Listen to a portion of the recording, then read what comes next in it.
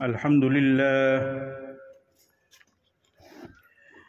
لله وكفى وسلام على عباده الذين اصطفى أما بعد أعوذ بالله من الشيطان الرجيم بسم الله الرحمن الرحيم أينما تكونوا يدرككم الموت ولو كنتم في بروج مشيدة وقال النبي صلى الله عليه وسلم من كان آخر كلامه لا إله إلا الله دخل الجنة.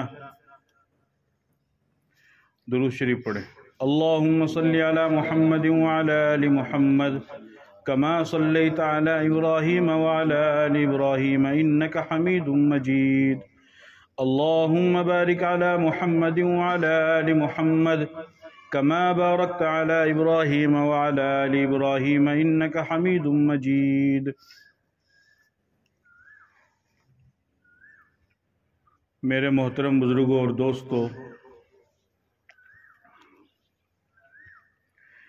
اس کھڑی گاؤں میں میرا دوسری مرتبہ آنا ہوا ہے. اس سے پہلے ایک مرتبہ اور اسی طرح کے کسی پروگرام میں شرکت کرنے کے لیے میری یہاں پر حاضری ہوئی تھی، اور آج پھر سے دوبارہ آپ حضرات کے درمیان میں بیٹھ کر کچھ باتیں کرنے کا موقع ملا ہے. اور آپ حضرات بھی جانتے ہیں کہ ہم سب لوگ یہاں پر مرحوم محمد سلطان خان ان کی تعزیت کے لیے، ان کے ایصال ثواب کے لیے اور ان کے دعائے مغفرت کے لیے یہاں پر جمع ہوئے ہیں. مرحوم جو چند دنوں پہلے تک ہمارے درمیان موجود تھے اور اب وہ ہمارے درمیان نہیں ہے، اور یہ اللہ کا بنایا ہوا نظام ہے، اللہ کا بنایا ہوا اصول ہے، اور یہ اللہ کا ایسا بنایا ہوا نظام ہے کہ اس نظام میں، اللہ کے اس بنائے ہوئے اصول میں کسی کو کسی بھی طرح کا اختلاف نہیں ہے، کسی کی کسی طرح کی دو رائے نہیں ہے، اور کسی کو اس میں شک بھی نہیں ہے. چاہے وہ انسان کسی بھی مذہب سے یا دھرم سے تعلق رکھتا ہو، چاہے وہ خدا کو مانتا ہو یا خدا کو نہ مانتا ہو، چاہے اس کا کوئی بھی عقیدہ ہو، لیکن اللہ کے اس بنائے ہوئے نظام میں ہر ایک انسان کو مکمل یقین بھی ہے، اعتماد بھی ہے، اور ہر ایک انسان اللہ کے اس بنائے ہوئے نظام پر مکمل وشواس بھی رکھتا ہے کہ جو انسان اس دنیا میں آیا ہے وہ ایک دن یہ دنیا چھوڑ کر کے جائے گا. اس میں کسی بھی طرح کا، کسی کا، چاہے وہ کسی بھی علاقے کا رہنے والا ہو، کسی بھی زبان کا بولنے والا ہو، وہ کسی بھی نسل سے ہو، کسی بھی رنگ سے ہو، کسی بھی علاقے سے ہو، امیر ہو یا غریب ہو، عالم ہو یا جاہل ہو، شہری ہو یا دیہاتی ہو، پڑھا لکھا ہو یا ان پڑھ ہو، مرد ہو یا عورت ہو، ہر ایک کو اس بات کا یقین ہے کہ جو دنیا کے اندر آیا ہے وہ دنیا سے ضرور جائے گا. اس میں کسی طرح کا کوئی اختلاف نہیں. اللہ رب العزت نے انسان کو دنیا کے اندر ایک وقت کے لیے بھیجا ہے، اور اس مقررہ وقت کا علم اللہ کے سوا کسی کو نہیں ہے۔ پہلے زمانے میں اللہ نے لوگوں کو، انسانوں کو لمبی لمبی عمریں دی، لمبی زندگیاں ان کو دی۔ اللہ کے جلیل القدر پیغمبر حضرت نوح علیہ السلام کے بارے میں کتابوں کے اندر آتا ہے کہ آپ نے 950 سال تک لوگوں کو توحید کی دعوت دی، اللہ کی وحدانیت کی طرف لوگوں کو بلایا، اور 950 سال تو ان کے صرف اسی کام کے اندر لگے۔ اس سے پہلے کے جو سال تھے وہ اس کے علاوہ ہے۔ تفسیروں میں آتا ہے کہ تقریباً 1050 سال تک حضرت نوح علیہ السلام زندہ رہے۔ اس کے علاوہ اس زمانے کے جتنے بھی لوگ ہوا کرتے تھے، ہمارے نبی پاک صلی اللہ علیہ وسلم کے آنے سے پہلے بنی اسرائیل میں، ان کو اللہ نے لمبی لمبی زندگی دی، لمبی عمریں دی۔ کسی کی عمر 2000 سال ہوا کرتی تھی، کسی کی 1500 سال، کسی کی 1000 سال، کسی کی 500 سال، کسی کی 200 سال، کسی کی 100 سال۔ اس طرح لمبی عمر اللہ پاک نے ان کو دی۔ اسی وجہ سے یہ جو اس امت کو اللہ پاک نے 2 راتیں عطا فرمائی ہے، ایک تو شعبان کی 15ویں رات جس کو شب برات کہا جاتا ہے، اور دوسری رمضان المبارک کے اخیر عشرے میں 21، 23، 25، 27 اور 29 کو جو شب قدر کہا جاتا ہے، یہ راتیں اللہ پاک نے اسی لیے اس امت کو عطا فرمائی ہے۔ اس لیے کہ ایک موقع پر ہم سب کے پیارے نبی، تاجدار مدینہ، آقا نامدار، سرکار دو عالم، آقا دو عالم جناب محمد الرسول اللہ صلی اللہ علیہ وسلم نے صحابہ کرام کے سامنے پہلے زمانے کے لوگوں کے واقعات کو بیان کیا، اور آپ نے بتایا کہ پہلے زمانے میں فلاں عابد گزرا ہے، اس نے 1000 سال تک اللہ کی عبادت کی۔ بنی اسرائیل میں ایک عابد گزرا ہے، اس نے 1000 سال تک اللہ کے لیے روزے رکھے۔ ایک عابد گزرا ہے، وہ 1000 سال تک اللہ کے راستے میں چلتا رہا۔ اس طریقے سے بے شمار واقعات اللہ کے نبی نے پہلے زمانے کے لوگوں کے صحابہ کو بتلائے، تو صحابہ کے دل کے اندر یہ درد پیدا ہوا اور احساس پیدا ہوا کہ ہماری تو ٹوٹل عمر ہی 70، 80، 100 سال کے قریب میں ہے، تو قیامت کے دن جب ہم اپنی 100 سال کی عبادت لے کر کے آئیں گے، اور وہ پہلے زمانے کے لوگ 1000، 2000 سال تک کی عبادت کو لے کر کے آئیں گے، تو ہماری عبادت تو ان کے مقابلے میں بہت کم ہو جائے گی۔ بھئی ایک طرف 100 سال کی عبادت ہے، اور دوسری طرف جو ہے 900 سال کی 1000 سال کی عبادت ہے، تو ظاہر سی بات ہے 900 سال زیادہ ہو گئے۔ تو اللہ رب العزت نے صحابہ کرام کے اس درد کو سمجھتے ہوئے اللہ رب العزت نے اس امت کو شب قدر والی رات عطا فرمائی۔ اور شب قدر کیا ہے؟ اِنَّا أَنزَلْنَاهُ فِي لَيْلَةِ الْقَدْرِ وَمَا أَدْرَاكَ مَا لَيْلَةُ الْقَدْرِ لَيْلَةُ الْقَدْرِ خَيْرٌ مِّنَ أَلْفِ شَهْرٍ۔ شب قدر والی رات ایک رات 1000 مہینوں سے زیادہ افضل اور بہتر ہے۔ تو لہذا جو مسلمان شب قدر والی رات میں عبادت کر لے گا تو گویا کہ وہ 1000 مہینوں کے برابر عبادت کرنے کے برابر ہے۔ تو پھر جو ہے صحابہ کرام کو تسلی ہوئی، ان کو راحت ملی، ان کے دل کے اندر سکون محسوس ہوا کہ ہاں اب ہم بھی ان کا مقابلہ کر سکتے ہیں۔ تو پہلے زمانے کے اندر عمر زیادہ ہوا کرتی تھی، اللہ نے ان کو لمبی زندگی دی، اور اب اس زمانے کے اندر مشکات شریف کی روایت ہے، نبی کریم صلی اللہ علیہ وسلم نے ارشاد فرمایا اعمار امتی بین 60 الی 70، کہ میری امت کی عام طور سے جو عمر ہوگی وہ 60 اور 70 کے درمیان میں ہوگی، اور عام طور سے آج کے زمانے میں لوگ 60 یا 70 80 سال کے درمیان میں دنیا سے چلے جاتے ہیں، کوئی 2-4 ایسے ہوتے ہیں جو 100 تک پہنچتے۔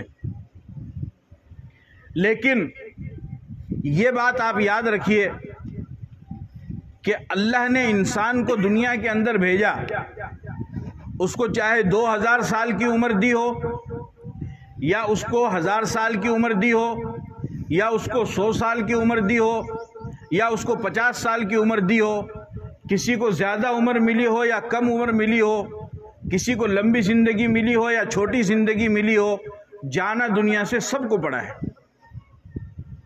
باقی کوئی ایسا نہیں رہا۔ ایسا نہیں کہ جس کی عمر زیادہ لمبی ہے وہ ہمیشہ کے لیے رہ گیا، ایسا نہیں کہ جس نے 100 کو کراس کر دیا یا 1000 سال سے اوپر چلا گیا تو اللہ کی طرف سے اس کو مہلت مل گئی کہ تو 1000 سال سے زیادہ چلا گیا لہذا تجھے ہمیشہ دنیا میں رہنا ہے، ایسا بالکل نہیں ہے۔ جس کا جو وقت اللہ پاک نے جتنا مقرر کیا ہے وہ انسان اپنی زندگی کا اتنا وقت پورا کر کے دنیا سے چلا جائے گا، اور اس وقت تک انسان کے مقدر میں اللہ پاک نے جو روزی رکھی ہے اس وقت تک انسان اپنی اس روزی کو مکمل کر کے وہ دنیا سے چلا جائے گا۔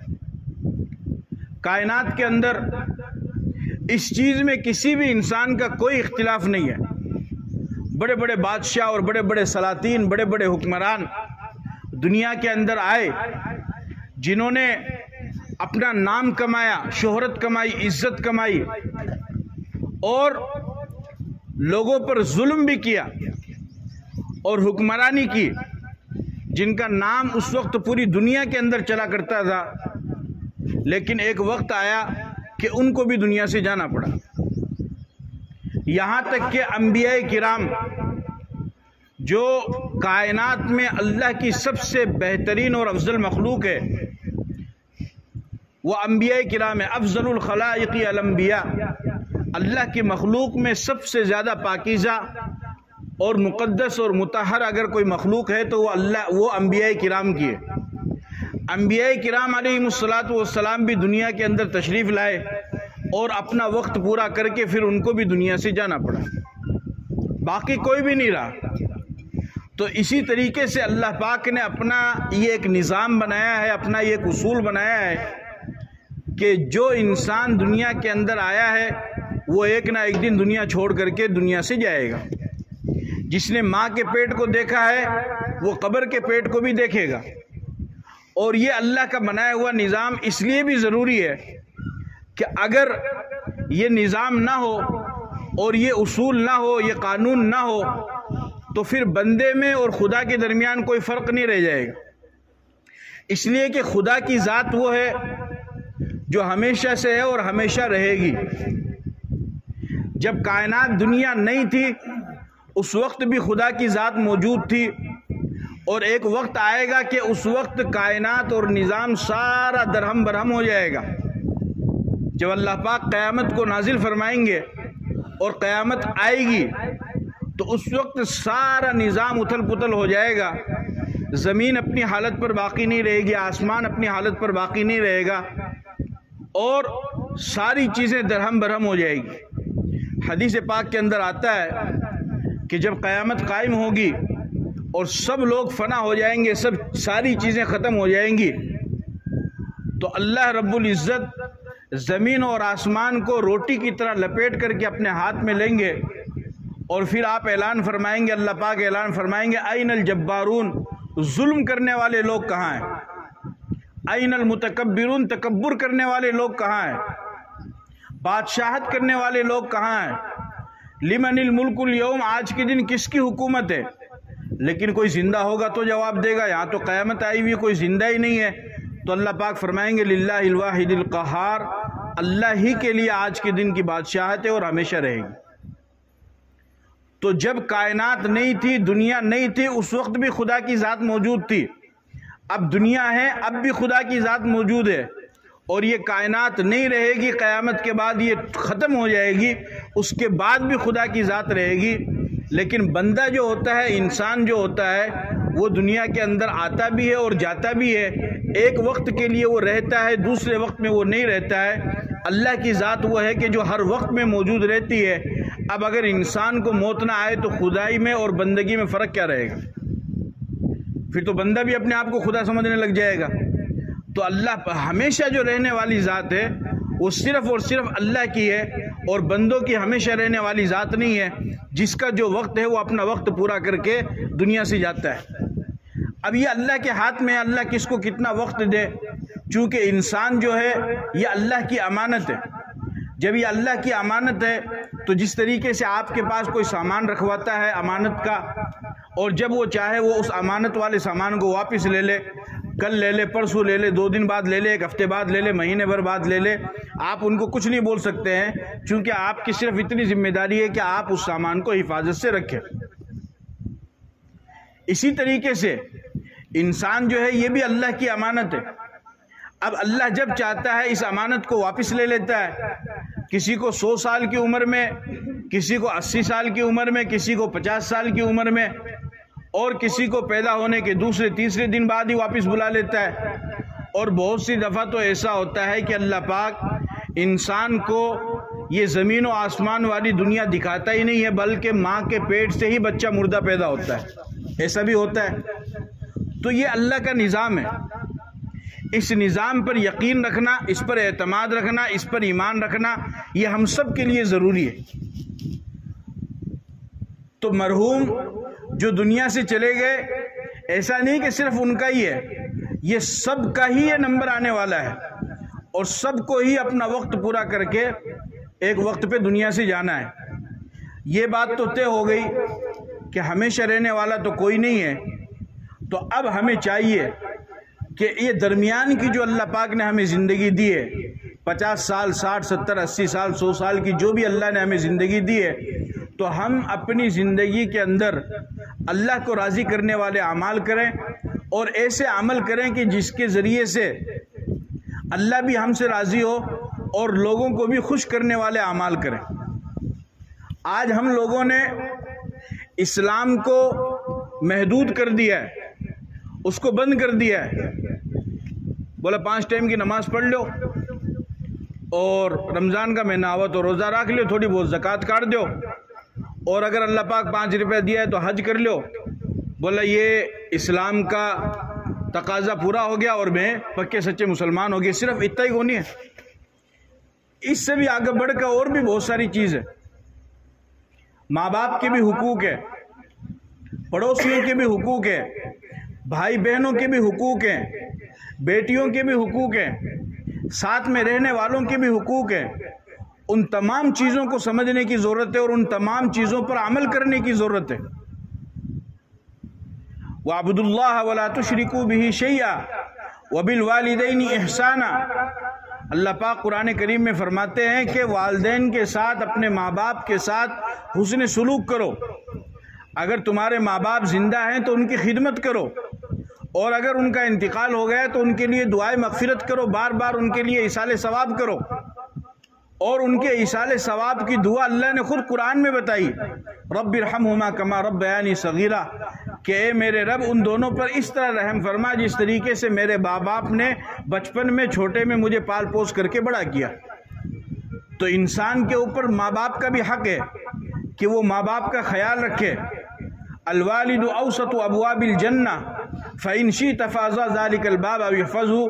باپ کو اسلام نے جنت کا دروازہ بتایا، فرمایا کہ یہ باپ جنت کا دروازہ ہے، چاہے تو تو اس کی حفاظت کر لے اور چاہے تو اس کو ضائع کر دے۔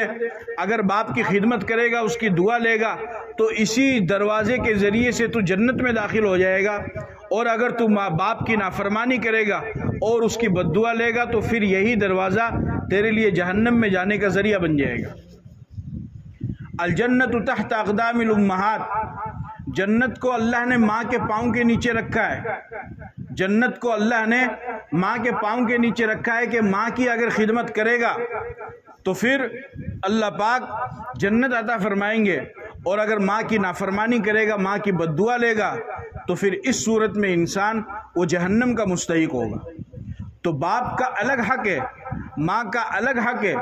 جس طریقے سے بچپن میں پال پوس کر کے تجھے بڑا کیا، تیرا فرض ہے کہ جب وہ بے سہارا ہو گئے اور ان کو ضرورت پڑی تیرے سہارا کی، ان کو ضرورت پڑی تیری طاقت کی، وہ بوڑھے ہو گئے، وہ کمزور ہو گئے، تو تیرا فرض ہے کہ تو ان کے لیے سہارا بنے۔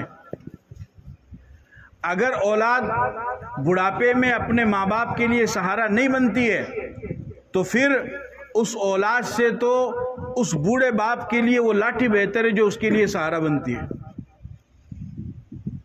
یاد رکھو میرے نوجوانوں، ماں باپ کی دعا لینے والا انسان دنیا میں بھی کامیاب ہوگا اور آخرت میں بھی کامیاب ہوگا، اور ماں باپ کی بد دعا لینے والا انسان دنیا میں بھی ناکام ہوگا اور آخرت میں بھی ناکام ہوگا۔ اور بہت سارے گناہ ایسے ہیں، بلکہ سب گناہوں کی سزا اللہ پاک انسان کو مرنے کے بعد دیتے ہیں۔ نماز نہیں پڑھی، روزہ نہیں رکھا، یا اللہ نے پیسے دیے تھے اس کی زکوٰۃ نہیں نکالی، یہ جتنے گناہ کے کام ہیں، قتل کر دیا، شراب پی لی، زنا کیا، چوری کی، یہ جتنے گناہ کے کام ہیں، ان گناہوں کی سزا اللہ پاک مرنے کے بعد دیتے ہیں۔ لیکن کچھ گناہ ایسے ہیں کہ ان کی سزا اللہ پاک مرنے کے بعد تو انسان کو دیں گے، مرنے سے پہلے دنیا میں بھی اس کی سزا بھگتنی پڑتی ہے۔ اور ان میں سے ایک ہے ماں باپ کے ساتھ نافرمانی کرنا۔ ماں باپ کو ستانے والا، ماں باپ کی بد دعا لینے والا انسان آخرت میں تو وہ سزا ملے گی، لیکن دنیا کے اندر بھی اللہ پاک اس کو سزا دیتے ہیں۔ یہ اللہ کا نظام ہے۔ وَبِالْوَالِدَيْنِ إِحْسَانًا وَذِي الْقُرْبَى، فرمایا کہ رشتہ داروں کے ساتھ حسن سلوک کرو، اپنے پڑوسیوں کے ساتھ میں حسن سلوک کرو۔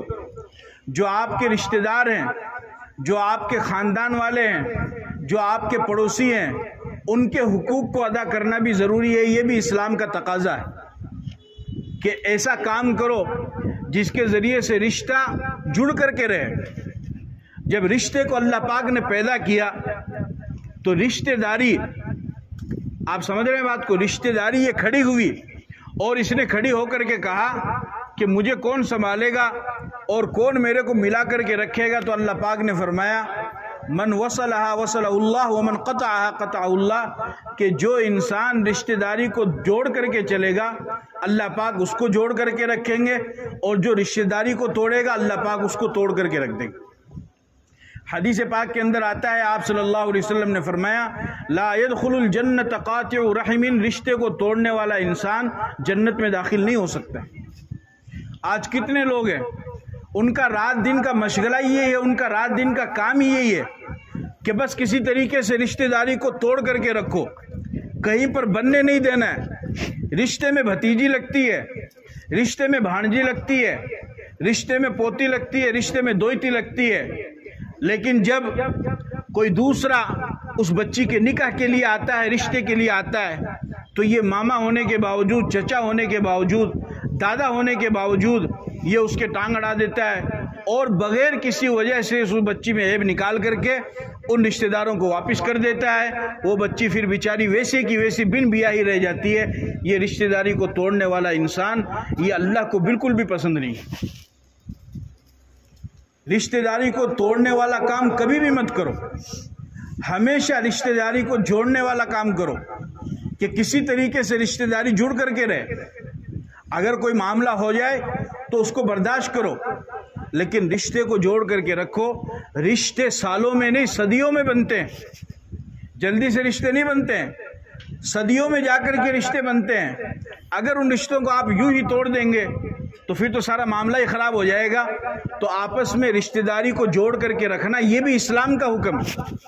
جس طریقے سے نماز روزہ اسلام کا حکم ہے، اسی طریقے سے ماں باپ کے ساتھ اچھا برتاؤ کرنا یہ بھی اسلام کا حکم ہے، اور رشتہ داری کو جوڑ کر کے رکھنا یہ بھی اسلام کا حکم ہے۔ رشتہ داری کو توڑنے والا انسان اللہ کو پسند نہیں ہے اور لوگوں کو بھی پسند نہیں ہے۔ اور آگے فرمایا والیتامی، جو یتیم ہیں، جن کے باپ دنیا سے چلے گئے اور چھوٹے چھوٹے بچے ہیں، تو ان بچوں کے سر پر ہاتھ رکھنا اور ان کی کفالت کرنا اور ان کی ضروریات کو پورا کرنا اور اپنی طرف سے ان کا تعاون کرنا، ان کی امداد کرنا، ان کو پڑھانا لکھانا، اس کا بھی اسلام نے حکم دیا ہے کہ اگر آپ کی نظر میں، آپ کے اڑوس پڑوس میں کوئی بچہ یتیم ہو گیا ہے، کوئی بچی یتیم ہو گئی ہے، تو ان بچوں کے اگر وہ اسکول میں پڑھ رہے ہیں تو ان کے اسکول کی فیس کو ادا کرنا اور ان بچوں کی ضروریات کو پورا کرنا، عید بقرعید تہوار کے موقع پر ان بچوں کو اپنے بچوں کے ساتھ میں کپڑے لا کر کے دینا یا مٹھائی لا کر کے دینا، اور اسی طریقے سے جب وہ بچی بڑی ہو جائے تو اس بچی کی شادی کرا دینا، یہ یتیم کے ساتھ حسن سلوک کرنا، یہ بھی اسلام کا حکم ہے۔ اور اس کا کتنا بڑا مقام ہے، کتنی بڑی اس کی فضیلت ہے۔ آپ علیہ الصلوۃ والسلام نے حدیث میں فرمایا من مسح رأس یتیم لم یمسحه الا کان له بكل شعرة تمر علیها یده من حسنات۔ آپ علیہ الصلوۃ والسلام نے ارشاد فرمایا کہ جو انسان کسی یتیم بچے کے سر پر ہاتھ پھیرے تو اس کے ہاتھ کے نیچے جتنے بھی بال آئیں گے ان تمام بالوں کے برابر اللہ پاک اس کو نیکیاں عطا فرمائیں گے۔ تو اس لیے جب کسی یتیم بچے کی مدد کرو تو ان کے سروں پر ہاتھ بھی پھیرو۔ ان کے سر پر ہاتھ پھیرنے سے آپ کے ہاتھ کے نیچے جتنے بھی بال آئیں گے ان تمام بالوں کے برابر اللہ پاک آپ کو ثواب عطا فرمائیں گے۔ اور حدیث پاک کے اندر آتا ہے، آپ علیہ الصلوۃ والسلام نے فرمایا انا وکافل الیتیم فی الجنت ہاکذا، فرمایا کہ جنت میں میں اور یتیم کی کفالت کرنے والا جنت میں بالکل اس طریقے سے ہوں گے، جس طرح یہ ادھر دیکھو میری طرف، جس طریقے سے یہ 2 انگلی ہے۔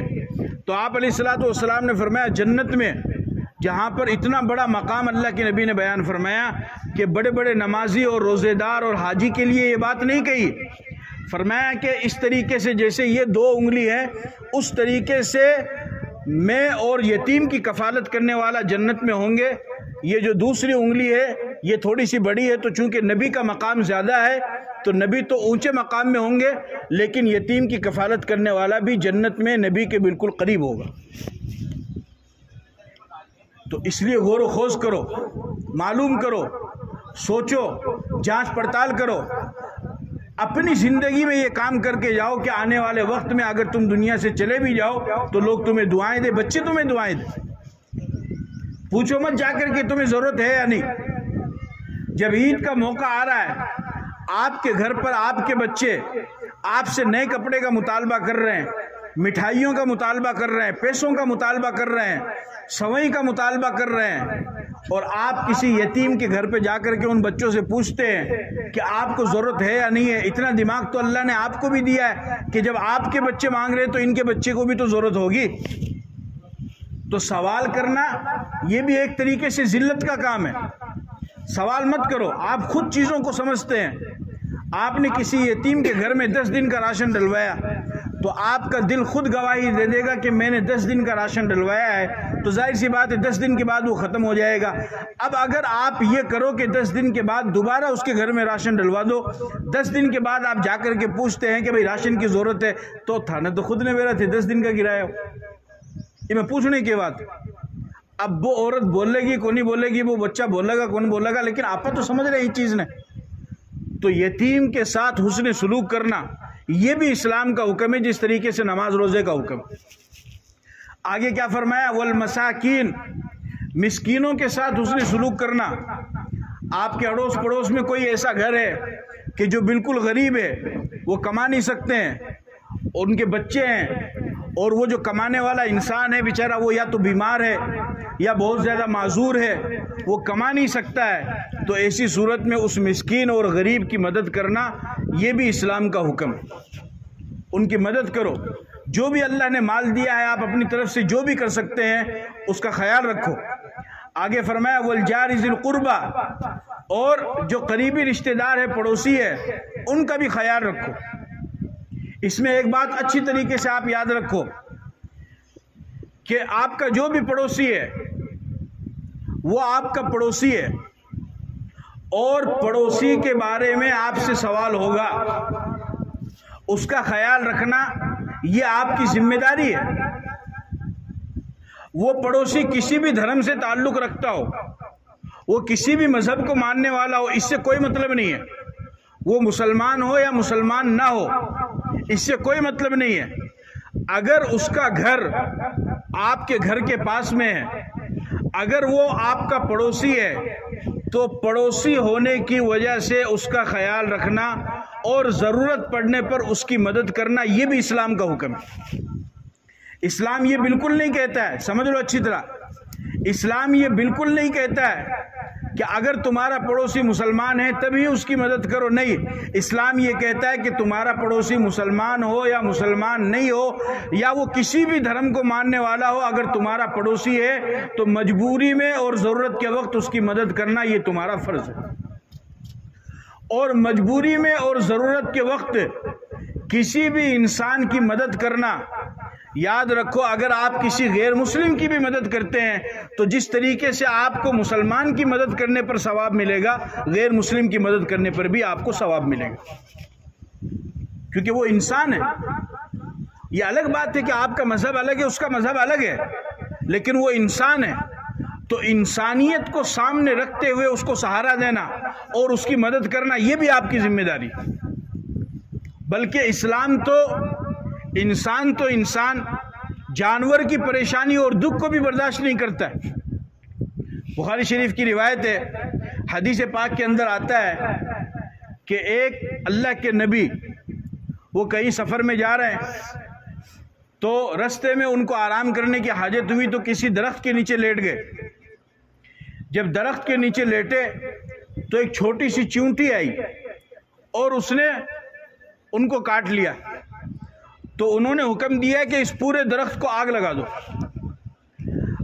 اب اس درخت کو جب آگ لگائی تو اس درخت میں اور اس کے نیچے ہزاروں چیونٹی تھی، چیونٹی سمجھتے ہو نا، مکوڑی، ہزاروں چیونٹیاں تھی، تو فوراً اللہ کی طرف سے وحی آئی اور اللہ کی طرف سے ڈانٹ آئی، اپنے نبی کو اللہ نے ڈانٹ دی اور اللہ نے فرمایا کہ آپ کو تو صرف ایک چیونٹی نے کاٹا تھا، آپ نے دوسری کو کیوں جلوایا؟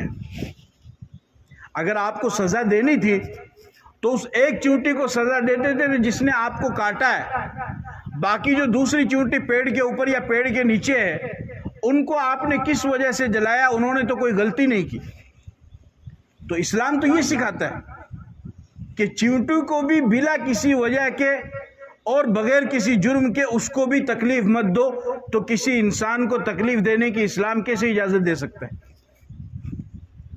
حدیث پاک کے اندر آتا ہے، نبی کریم صلی اللہ علیہ وسلم نے ارشاد فرمایا کہ فاحشہ عورت، بدکار عورت وہ جا رہی ہے جنگل کے اندر، اس نے دیکھا کہ ایک کتا ہے وہ کنویں کے پاس میں ہے، تو کنویں کے پاس جو مٹی ہوتی ہے وہ نرم مٹی ہوتی ہے، پانی والی ہوتی ہے، ہلکا ہلکا اس میں پانی ہوتا ہے، تو وہ اس مٹی کو کھا رہا ہے اور پیاس کی وجہ سے کیوں اس کو پانی نہیں مل رہا ہے تو وہ اس مٹی کو کھا رہا ہے، اس پانی والی مٹی کو، تر مٹی کو وہ کھا رہا ہے۔ اس فاحشہ عورت کو اس پر رحم آیا، اس نے اپنی اوڑھنی نکالی اور موزہ نکالا اور کسی طریقے سے کنویں میں ڈال کر کے پانی نکال کر کے اس کتے کو پلایا۔ اللہ رب العزت نے اس فاحشہ عورت کو اس کتے کو پانی پلانے کی وجہ سے معاف کر دیا۔ انسان نہیں ہے، کیا ہے؟ جانور۔ کیا ہے؟ جانور ہے، اور جانور میں بھی وہ جانور کتا پورا تو ناپاک نہیں ہے، لیکن اس کا لعاب، اس کا تھوک، اس کی رال، یہ سب چیزیں ناپاک ہے، اور ہم لوگ قریب ہی نہیں آنے دیتے ہیں۔ کسی کو گالی بھی دینا ہو تو کہتے ہیں کتا، لیکن آپ اسلام کا مزاج دیکھو اور اللہ کا نظام دیکھو کہ ایک فاحشہ بدکار عورت وہ اگر کتے کو بھی پانی پلاتی ہے تو اللہ پاک اس کو معاف کر دیتے ہیں، کیونکہ کتا بھی اللہ کی مخلوق ہے۔ تو جو اسلام کتے کے اوپر رحم کرنے کی وجہ سے جنت میں بھیج دیتا ہو، وہ اسلام کسی انسان کو پریشان کرنے کی کیسے اجازت دے سکتا ہے؟ آپ سمجھ رہے ہیں بات کو؟ اسی طریقے سے ایک دوسری عورت ہے، بہت بڑی نمازی، پرہیزگار، دھیان سے سننا اس بات کو، ہمارے یہاں بھی آج کل بہت عام ہو گیا ہے، کچھ بھی معاملہ ہو، کوئی بھی بات ہو، ارے بھائی نماز چالو کر دے، بس ایک ہی بات، بھائی گھر میں پریشانی آ رہی ہے تو تھے نماز تو پڑھو کو نہیں، کیا فائدہ ہوگا؟ ارے روزی میں برکت کو نہیں ہو رہی، تھے نماز تو پڑھو کو نہیں، کیا فائدہ ہوگا؟ یعنی کچھ بھی کام ہو تو صرف ایک ہی بات لوگ کہتے ہیں کہ نماز چالو کرو۔ میں منع نہیں کرتا، میری بات کو دھیان سے سمجھنا، آدھی ادھوری بات سنیں گے تو آپ ادھورا سمجھیں گے، پوری بات سمجھنا۔ نماز بھی اسلام کا بہت بڑا حکم ہے، بلکہ ایمان کے بعد سب سے بڑا حکم ہے ہی نماز کا۔ لیکن صرف نماز ہی اسلام نہیں ہے، صرف نماز ہی اسلام نہیں ہے۔ اگر آپ کے گھر کے اندر پریشانی آ رہی ہے تو اچھی بات ہے کہ آپ نماز شروع کرو، لیکن اگر اللہ کے کسی بندے کا قرضہ لیا ہے اور حق دبایا ہے تو اس حق کو بھی تو واپس کرو۔ اللہ کی مخلوق نے ناراض کر کے کون سے آپ کس اللہ کو کیسے راضی کرنا چاہتے ہیں؟ اللہ کو سجدہ دینا، اللہ کو عبادت کرنا، نماز پڑھنا اچھی بات ہے، پڑھو، فرض ہے، نہ پڑھنے والا گنہگار ہے۔ لیکن اگر کسی کی زمین دبائی ہے وہ زمین بھی تو واپس کرو، کسی کی اگر دکان دبا لی ہے تو وہ دکان بھی تو واپس کرو، کسی کا اگر پیسہ کھا گئے ہو تو وہ پیسہ بھی تو واپس کرو، کسی کا ناجائز اگر کچھ دبا لیا ہے تو وہ بھی تو واپس کرو۔ وہ کمزور ہے، آپ طاقتور ہیں، وہ آپ سے نہیں رہ سکتا ہے، لیکن آپ کا دل تو آپ کو کہہ رہا ہے کہ میں نے اس کا ناجائز سامان دبایا ہے تو اس کو بھی تو واپس کرو۔ یاد رکھو، اگر بندے کا حق رکھتے ہوئے آپ ساری زندگی عبادت کریں گے تب بھی عبادت کا ثواب تو آپ کو مل جائے گا، لیکن بندے کا حق جو آپ نے دبایا ہے قیامت کے دن اس کا جواب بھی آپ کو دینا پڑے گا۔ تو صرف یہ نہیں کہ نماز شروع کر دو، نماز شروع کرنے کے ساتھ ساتھ جو دوسرے اسلام کے حکم ہیں ان کو بھی کرو، جو میں بتا رہا ہوں آپ کو۔ ماں باپ کے ساتھ اس نے سلوک کرو، رشتہ داروں کے ساتھ اچھا برتاؤ کرو، یتیموں کے سر پر ہاتھ پھیرو، مسکینوں کی مدد کرو، اور پڑوسیوں کے ساتھ اس نے سلوک کرو۔ یہ ساری چیزیں اسلام کا حکم۔ تو اب ہمارے یہاں بھی بہت سارے ایسے ہیں کہ ماشاءاللہ 5 ٹائم کی نماز بھی پڑھیں گے، ذکر بھی کریں گے، تسبیح بھی پڑھیں گے، رمضان کا مہینہ آئے گا تو روزے بھی رکھیں گے، زکوٰۃ بھی دیں گے، حج بھی ادا کریں گے، اور ماشاءاللہ بالکل دیکھنے سے چہرہ بزرگ صفت انسان اور فرشتہ جیسے لگیں گے۔ لیکن جب وہ اپنے گھریلو معاملات کے اندر آتے ہیں تو پھر نہ ان کا اپنی بیوی کے ساتھ اچھا برتاؤ ہے، نہ اپنے بیٹوں کے ساتھ اچھا برتاؤ ہے، نہ اپنی بیٹیوں کے ساتھ اچھا برتاؤ ہے، نہ پڑوسیوں کے ساتھ اچھا برتاؤ ہے۔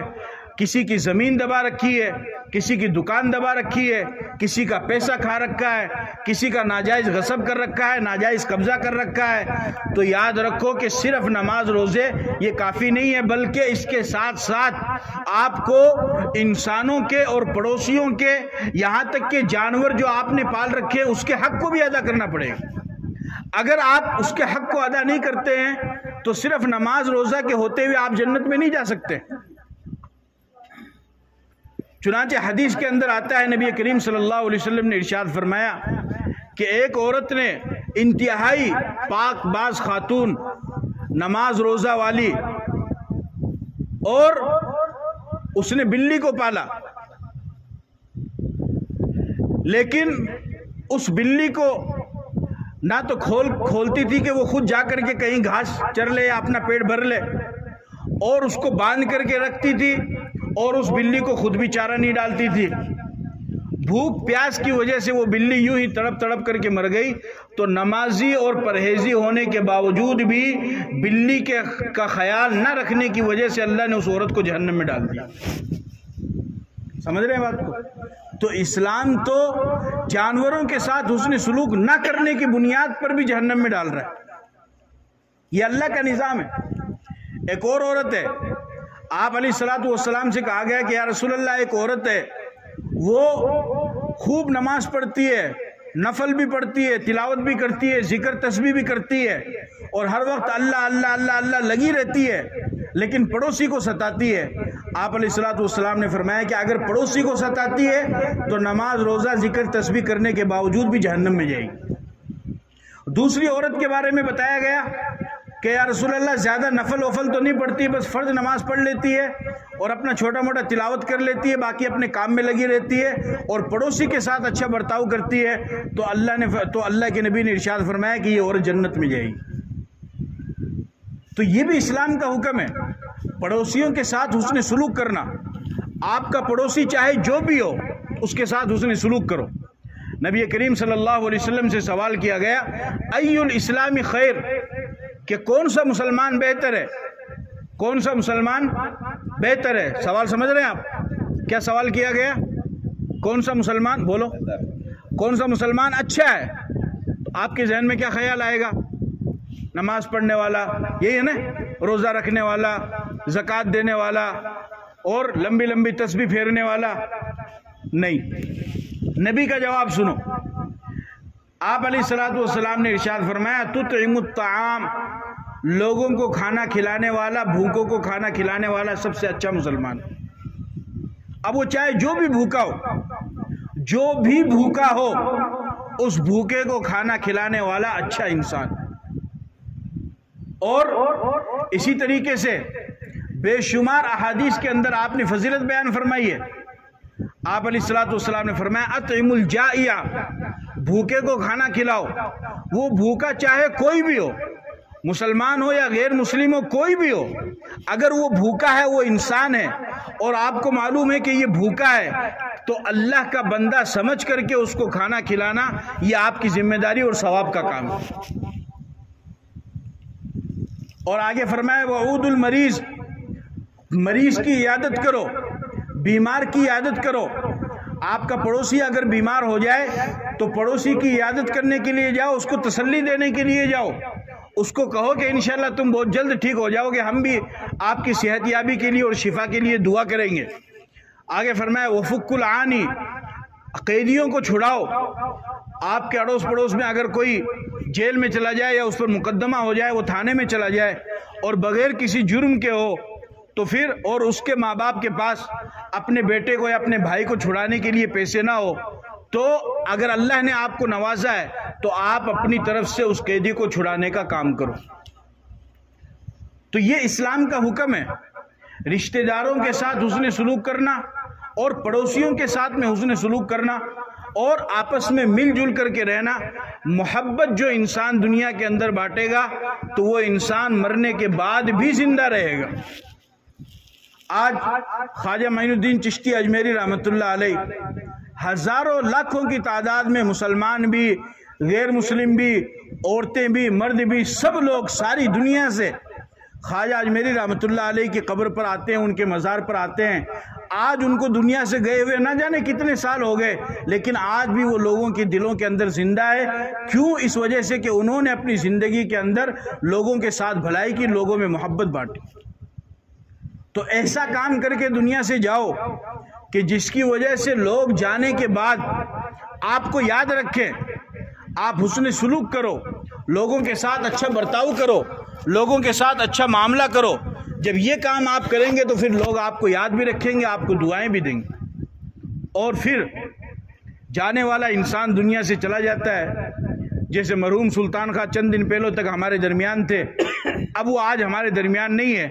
اسی طریقے سے ایک زمانہ ہمارے اوپر آئے گا کہ ہم بھی نہیں رہیں گے اور دوسرے لوگ ہوں گے، لیکن شریعت نے ہمیں یہ موقع دیا ہے، اسلام نے ہمیں یہ موقع دیا ہے کہ انسان کے جو عمل کا سلسلہ ہے وہ موت تک رہتا ہے۔ آپ اچھا کرو یا برا کرو، یہ کب تک کرو گے؟ آپ موت تک کرو گے۔ لیکن مرنے کے بعد آپ نہ تو اچھا کام کر سکتے ہو اور نہ برا کام کر سکتے ہو، بس اب ہو گیا۔ اب اگر آپ نے اچھا کیا ہے تو وہ بھی سامنے آ جائے گا اور جو برا کیا وہ بھی سامنے آ جائے گا۔ اور اگر اچھائی زیادہ ہوگی تو آپ کے لیے جنت کا فیصلہ ہوگا، اور اگر برائی زیادہ ہوگی تو اللہ کا فضل ہوا تو ٹھیک ہے، نہیں تو پھر جہنم کا فیصلہ ہوگا۔ لیکن یہ ہے کہ اسلام نے ہمیں ایک طرح سے یوں سمجھ لو ایک آفر دیا ہے اور ہمیں یہ موقع دیا ہے کہ مرنے کے بعد بھی، مرنے والا تو اب کچھ بھی نہیں کر سکتا ہے، نہ وہ نماز پڑھ سکتا ہے، نہ تلاوت کر سکتا ہے، کچھ بھی نہیں کر سکتا ہے، لیکن یہ ہے کہ مرنے والے کے نام سے اگر اس کے رشتہ دار، اس کے گھر والے اس کے نام سے اس کے ایصال ثواب کے لیے اگر کچھ نفلی اعمال کریں گے تو اللہ پاک اس کی برکت سے اس کا ثواب مرحوم کو پہنچا دیتے ہیں۔ وہ خود تو نہیں کر پاتا ہے کیونکہ وہ تو مر گیا، وہ ختم۔ اب اس نے جو زندگی گزاری ہے اس کا حساب کتاب آگے چالو ہوگا، اب اس کو کچھ نہیں کرنا ہے، اب جو کیا ہے اسی کا حساب دینا ہے۔ لیکن یہ ہے کہ اگر اس کے رشتہ دار پیچھے سے اس کے لیے کچھ کرتے ہیں تو اس کو ایصال ثواب کہا جاتا ہے۔ جسے نفل نماز پڑھی یا قرآن ختم کیا یا کلمے پڑھے یا تسبیح پڑھی یا کوئی ذکر کیا یا اپنے مرحوم کے نام سے کسی غریب کی مدد کر دی، کسی یتیم بچی کی شادی کروا دی، کسی غریب بچی کی شادی کروا دی، یا مدرسے میں جو پڑھنے والے بچے ہیں ان کی ذمہ داری کو لے لیا۔ اور یہ بھی آپ یاد رکھیے یہ بہت سے لوگوں کو معلوم نہیں اور بہت سی جگہ پر ہے کہ اپنے بچوں کو حافظ قرآن بنانا یہ بہت بڑی فضیلت کی بات ہے۔ اپنے بچے کو حافظ قرآن بنانا، قرآن کا حافظ بنانا بہت بڑی فضیلت کی بات ہے۔ حدیث کے اندر آتا ہے، نبی کریم صلی اللہ علیہ وسلم نے فرمایا کہ جس نے اپنے بچے کو حافظ قرآن بنایا تو وہ بچہ خاندان کے 10 ایسے آدمی جن کے لیے جہنم واجب ہو چکی ہے، اللہ کی طرف سے فیصلہ ہو چکا ہے کہ ان 10 آدمیوں کو جہنم میں جانا ہے، تو وہ قرآن حفظ کرنے والا بندہ ان 10 جہنمیوں کو اللہ سے سفارش کر کے اپنے ساتھ جنت میں لے کر کے چلا جائے گا۔ کتنے آدمیوں کو؟ 10 آدمیوں کو۔ تو کوشش کرو اپنے بچوں کو، اپنی اولاد کو حافظ قرآن بناؤ، لیکن اگر نہیں بنا سکتے ہو تو پھر کم سے کم اس ثواب کو حاصل کرنے کا ایک طریقہ یہ ہے کہ آپ اپنے امام صاحب سے کانٹیکٹ کر کے، جو نقیب مول صاحب ہیں یا اس کے علاوہ اور بھی، تو آپ ان سے کانٹیکٹ کرو، ان سے رابطہ کرو کہ مولوی صاحب میں تو اپنے بچے کو حافظ قرآن نہیں بنا سکا ہوں، لیکن جو بچے معصوم یتیم بچے جو پڑھتے ہیں مدرسوں کے اندر، ہم یہ چاہتے ہیں کہ ہم ان میں سے کسی ایک کا خرچہ برداشت کر لیں، اور تقریباً نارمل ایک بچہ 3 سال میں یا 4 سال میں حافظ قرآن بنتا ہے، اور 3 یا 4 سال کا خرچہ ایک بچے کا تقریباً 50 سے 60 ہزار یا 70 ہزار کے درمیان آتا ہے 3 سال کا، اس کے کھانے کا، پینے کا، پہننے کا۔ اگر آپ اس طریقے سے اکٹھے ایک ساتھ میں یا 15-15 20-20 کر کے اگر 3-4 سال تک اس بچے کے لیے آپ خرچہ دے دیں گے تو وہ بچہ آپ کی طرف سے حافظ قرآن بنے گا، تو گویا کہ کل قیامت کے دن وہ بھی آپ کو اپنی سفارش میں جنت میں لے کر کے چلا جائے گا۔ یہ بھی ایک طریقہ ہے۔ اس کے علاوہ آپ اپنے مرحوم کے نام سے کچھ بھی رکھواؤ، مدرسے میں رکھواؤ، مسجد میں رکھواؤ، یا پھر جو ہے مدد کر دو۔ تو خلاصہ یہ ہے کہ مرنے والا تو مر جاتا ہے، وہ تو کوئی عمل نہیں کرے گا، لیکن یہ ہے کہ اس کے رشتہ دار، اس کے خاندان والے، اس کی آل اولاد اگر وہ اپنے ماں باپ کی طرف سے ان کے ایصال ثواب کے لیے کچھ بھی کرے تو اللہ پاک ان کو اس کا ثواب ضرور پہنچاتے ہیں، اور مرنے والا قدم قدم پر اس کا محتاج ہوتا ہے اور اس کا وہ انتظار کرتا ہے۔ بس ایک بات کر کے میں اپنی بات ختم کرتا ہوں۔ جس طریقے سے آپ ہیں، آپ کا لڑکا باہر رہتا ہے، سعودیہ، دبئی، مسقط میں رہتا ہے، مہینہ پورا ہو گیا، 1 تاریخ 2 تاریخ 5 تاریخ، تو مہینہ پورا ہونے کے بعد آپ انتظار کرتے نہیں کرتے کہ مالا چھوڑا کا فون آؤگا اور وہ پیسے بھیجے گا؟ کرتے نہیں انتظار؟ اگر 5 تاریخ 6-7 تاریخ تھوڑی اوپر نکل گئی اور وہ فون نہیں کریا تو تھے فون کر دو ان سے کہ بیٹا وہ لائٹ کا بل آیا ہے، پانی کا بل آیا ہے، وہ تھالی بھانڈ بھی بیمار ہو رہی ہے، وہ گیل کا ہاسپٹل جا کے آیا تھا، بڑا 200 روپے لاگ گئے، تو سیلری بھیجا کو نہیں، خرچہ پانی بھیجا کو نہیں، کیا چل لگا؟ تو آپ فون کرتے ہیں۔ تو مہینہ پورا ہونے کے بعد جس طریقے سے آپ اپنے بیٹے کے پیسے کا آنے کا انتظار کرتے ہیں، اسی طریقے سے مرنے والا قبر میں اپنے رشتہ داروں کی طرف سے اور اپنی اولاد کی طرف سے ایصال ثواب کا انتظار کرتا ہے کہ کب میرا بیٹا میرے لیے کوئی ثواب پہنچائے۔ اچھا، پھر 5-10 گھر ہے، 5-10 گھروں کے لڑکے وہاں پر رہتے ہیں سعودیہ میں، ایک مہینے کے 20,000 کماتا ہے، دوسرا 30,000 کماتا ہے، آپ کا لڑکا مہینے کے 50,000 کماتا ہے، تو آپ کو خوشی ہوگی یا نہیں؟ بولا بھائی 5 آدمی رہو ہمارا کھڑی کے سعودیہ میں، لیکن مالا چھوڑا سب سے زیادہ کماؤ، 50,000 روپے کماؤ ہے، تو آپ کو خوشی ہوگی۔ اسی طریقے سے جب انسان مرحوم کے لیے ایصال ثواب کرتا ہے تو کوئی کم کرتا ہے، کوئی زیادہ کرتا ہے، تو جو جتنا زیادہ کرتا ہے اتنے ہی زیادہ مرحوم کو بھی قبر کے اندر خوشی ہوتی ہے کہ میری اولاد نے میرے لیے سب سے زیادہ ثواب کا کام کیا۔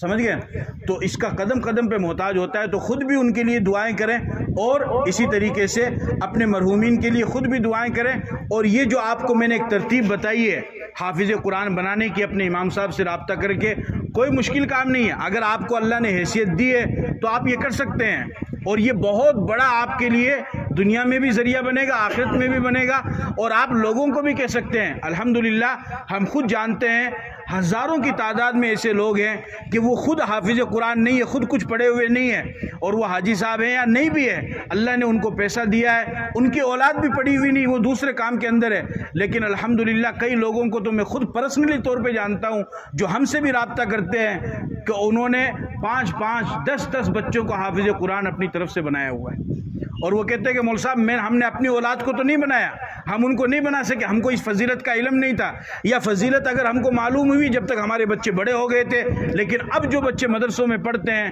ہم ان کے 3 سال کا 4 سال کا خرچہ برداشت کرتے ہیں، اور اس طریقے سے میں خود جانتا ہوں کہ ان لوگوں نے 5 10 15 بچوں کو حافظ قرآن بنایا ہے۔ اگر ایک بھی کامیاب ہو گیا اور ایک بھی ان کو جنت میں لے کر کے چلا گیا تو اس سے بڑی خوشی کی بات اور کیا ہو سکتی ہے؟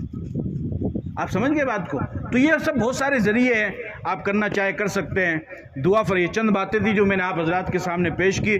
دعا فرمائیں کہ اللہ تعالیٰ مجھے بھی اور آپ کو کہنے سننے سے زیادہ عمل کی توفیق عطا فرمائے۔